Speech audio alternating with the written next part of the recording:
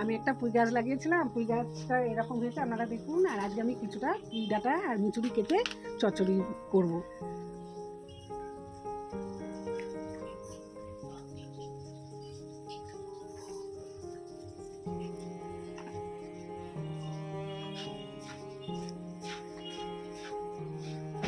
এই মিচুরিগুলো বড় হয়েছিল, এই কটা কেটেছি।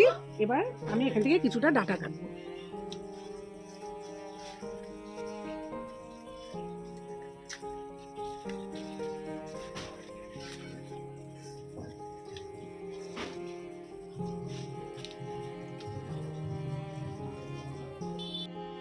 এই যে আমি পুঁই শাক কেটে ধুয়ে নিয়েছি।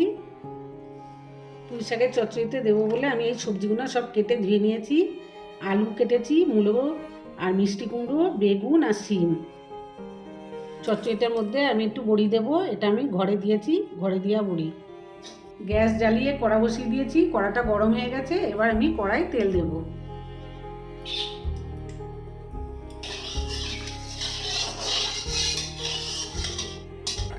তেলটা গরম হয়ে গেছে, এবার আমি বড়িটা ভেজে নেব।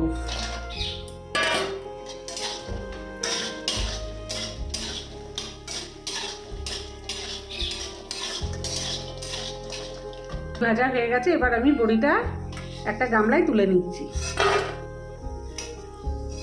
এবার আমি ওই তেলের মধ্যে আলুগুলোটা আগে দিয়ে দেবো।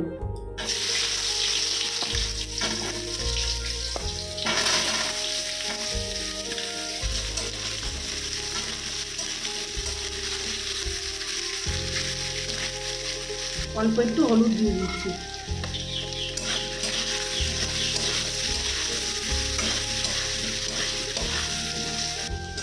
আলুগুলোটা ভাজা হয়ে গেছে, এবার আমি শিমটা আর মিষ্টি কুমড়োটা দেবো।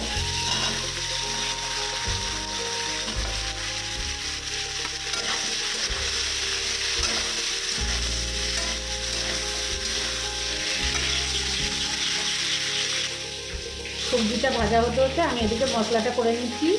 অল্প একটু আদা, আমি কটা কাঁচা লঙ্কা দিয়ে দিচ্ছি, ফল দিয়ে দিচ্ছি। সবজিটা ভাজা হয়ে গেছে, এবার আমি এর ভেতরে ফোড়নটা দিয়ে দেবো। পাঁচফোড়ন দেবো একটু, আমি একটু পাঁচফোড়ন দিয়ে দিচ্ছি।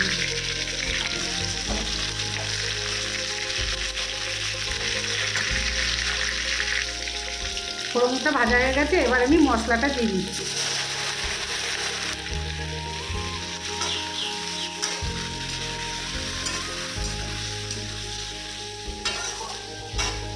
এক চামচ হলুদ দিয়ে দিচ্ছি, তবু স্বাদ মতো লবণ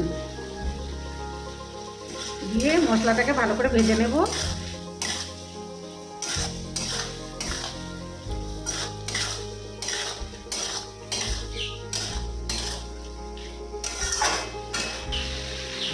এবার আমি পুঁই শাকটা দিয়ে দিচ্ছি, বেগুনটাও দিয়ে দিচ্ছি।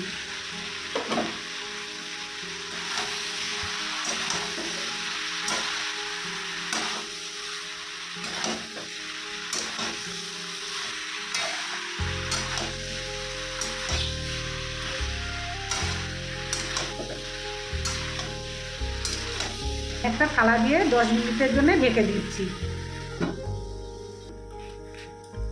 এবার আমি থালাটা খুলে দেখি।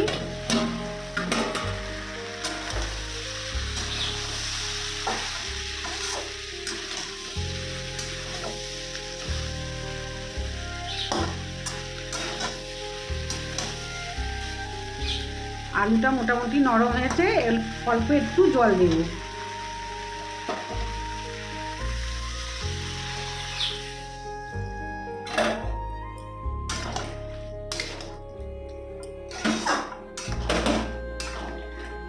এবার ওই ভেজে রাখা বড়িটা এর মধ্যে দিয়ে দিচ্ছি। এবার দেব অল্প একটু চিনি।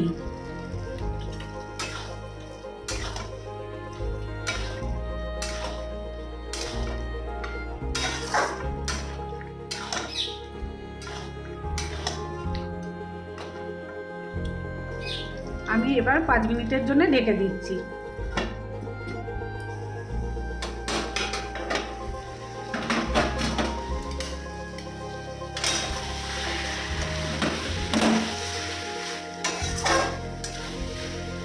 শাকের চচ্চড়ি তৈরি হয়ে গেছে। এবার আমি এটা একটা গামলায় ঢেলে নেব।